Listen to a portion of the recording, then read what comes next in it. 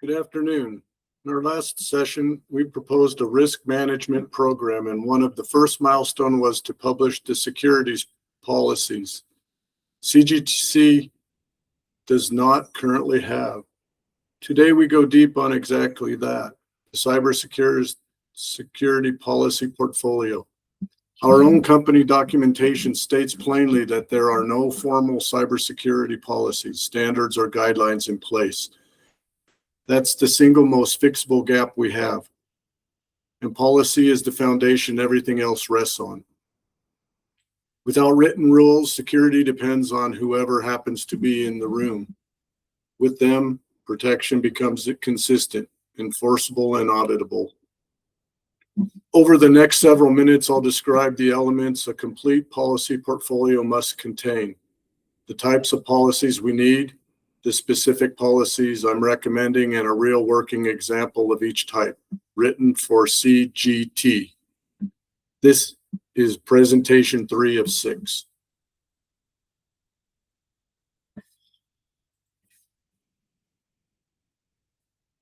Here's our path. First, briefly, why written policy is the foundation of any security program. Second, the elements a complete portfolio must contain, both the structure of the portfolio as a whole and the anatomy of a single policy. Third, the 3 types of policy every mature program uses. Fourth, the specific named policy I'm recommending for CGT. And finally, a real working example for each type, followed by the decision I'm asking you to approve. Before the details, a quick word on why this matters. Technology enforces, but policy decides. Our firewall and our monitoring tools are only as good as the written rules behind them. Rules that say what's allowed, who's responsible, and what happens when someone breaks them. Policy buys us 3 things. Consistency, the rules apply the same way to everyone every time, so security no longer depends on who happens to be on the shift. Accountability, policy define who owns what and who answers when something goes wrong, which makes enforcement fair and gives this board documented governance. And compliance and trust. Written policy is our evidence of due diligence. It's what partners like Software for All, our customers, and any future auditor will ask to see. Policy is the prerequisite for everything else. So what does a complete portfolio actually contain? 2 things, a hierarchy of documents and the governance that holds them together. On the left is the hierarchy. At the top sits the policy. It states the why, the mandatory direction and intent, approved by leadership. Beneath it, standards state the what. The specific measurable requirements, procedures state the how. The step-by-step instructions people follow and guidelines offer advice. Recommended best practices, that isn't mandatory. People often use the word policy loosely, but a mature portfolio distinguishes these levels because they're written differently, owned differently, and change at different speeds. On the right is the governance. A complete portfolio has a single owner, our CISO, with a named steward for each document. Every policy maps to our framework, NIST, CSF 2.0. Each follows a defined life cycle and is reviewed at least annually. Each carries version control. Effective dates and revision history. There's a formal exception process, clear enforcement, and finally, the whole set is published centrally with staff trained and attesting that they've read it. A policy nobody can find or nobody reviews isn't really a policy. If the last slide was the portfolio, this is the anatomy of a single policy. The 8 elements every well-written policy document contains. It opens with the purpose, why the policy exists and the risk it addresses, and a scope that says exactly who and what it applies to. It defines rules and responsibility, who owns it, who approves it, who must comply, who enforces. Then the heart of the document, the policy statements themselves. the actual and mandatory rules. It specifies compliance and enforcement, how we measure adherence and what happens on violation, and an exception process for the rare justified case.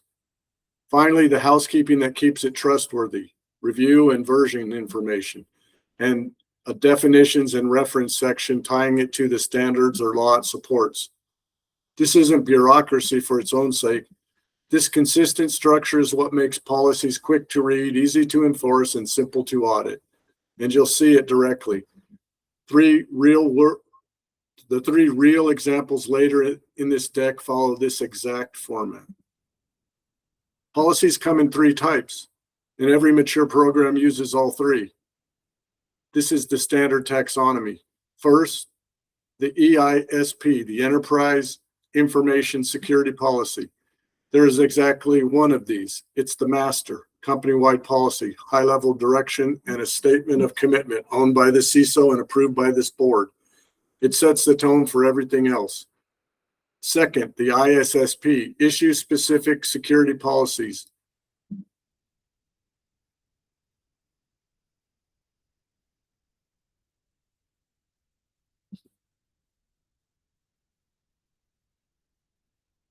Each one targets a single activity, technology, or risk.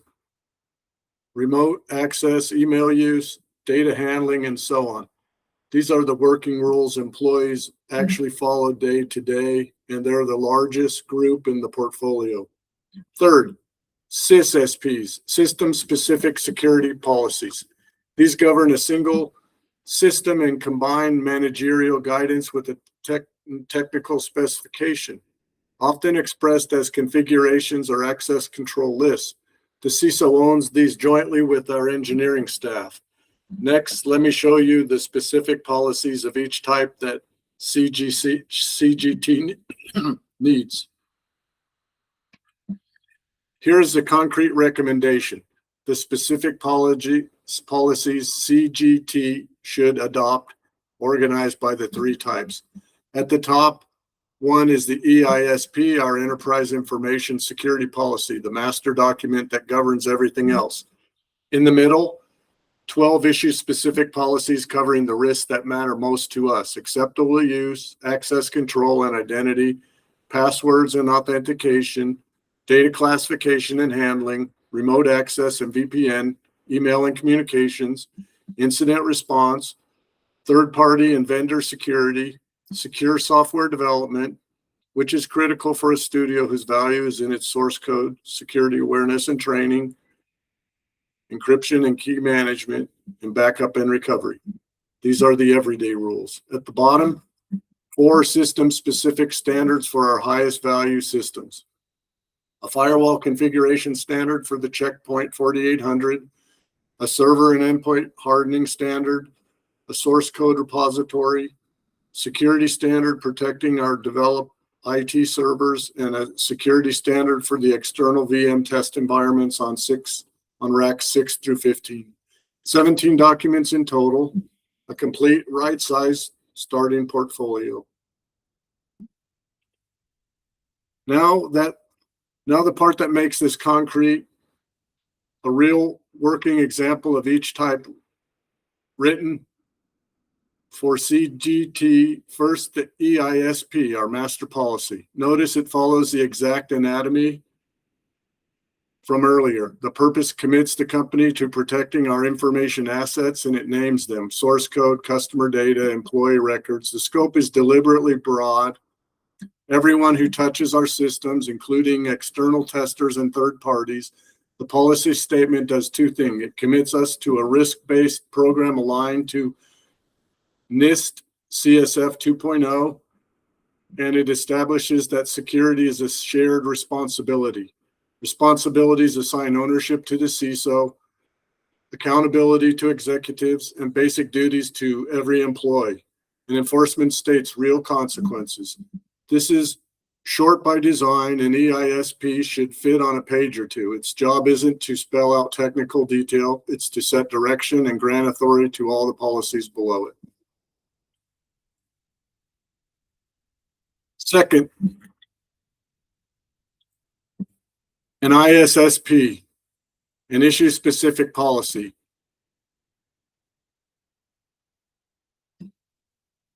I've chosen remote access and VPN because it maps directly to how CGT already operates. Again, same structure. The purpose and scope narrow it to remote connections and note our existing practice. Remote access is for corporate IT only, but the heart of this document is the policy statements. And this is where an ISSP gets specific and testable. Remote access only through the managed VPN with multi-factor authentication. Only company issued IT managed devices. No bring your own device, which reinforces a rule CGT already follows.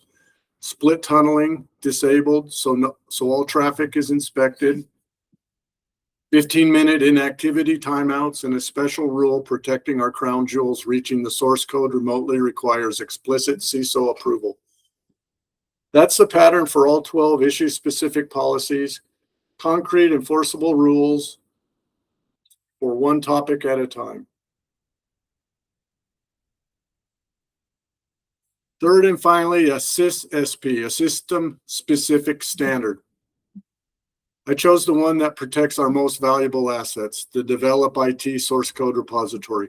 What makes a CISSP different is that it has two halves.